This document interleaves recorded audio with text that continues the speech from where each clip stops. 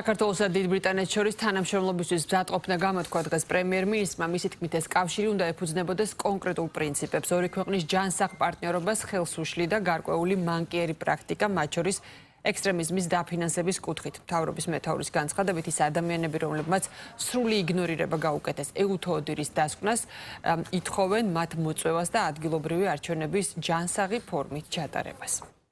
რაც შეეხება თანამშრომლობას საქართველოსა და დიდ ბრიტანეთს შორის, რა თქმა უნდა, ჩვენ ვართ აბსოლუტურად ღია ამისათვის, თუმცა ძალიან მნიშვნელოვანია, რომ თანამშრომლობა ეფუძნებოდეს კონკრეტულ პრინციპებს.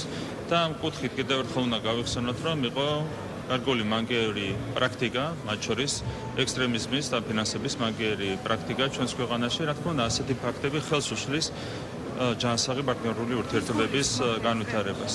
თქვენი ცით იყო ბოლო პერიოდშიც იმის მცდელობა, რომ რამდენიმე ორგანიზაცია დაფინანსებული იყო, ეს არის რადიკალურ ოპოზიციასთან პირდაპირ დაკავშირებული ორგანიზაციები. სხვადასხვა ქვეყანაში არის გამონაკლისი შემთხვევები, როდესაც თვითმმართველობის არჩევნებზეც იწვევენ ეუთო ოდირს, თუმცა ეს არის მხოლოდ გამონაკლისი. შესაბამისად, ჩვენ ვფიქრობთ, რომ ამ შემთხვევაში ზედმეტი იქნება ეუთო ოდირის დატვირთვა ჩვენი თვითმმართველობის არჩევნებით. ადგილობრივი თვითმმართველობის არჩევნები ჩატარდება აბსოლუტურად ჯანსაღი ფორმით და რაც შეეხება ეუთო ოდირს. თქვენ იცით, რომ ეუთო ოდირი აკვირდებოდა საპარლამენტო არჩევნებს და ეუთო ოდირმა დადო სათანადო დასკვნა, თუმცა არავინ არ დაინტერესდა ამ დასკვნით. და დღეს იგივე ადამიანები, რომლებმაც საერთოდ სრული იგნორირება გაუკეთეს ეუთო ოდირის დასკვნას, გთხოვენ ჩვენ ეუთო ოდირის მოწვევას.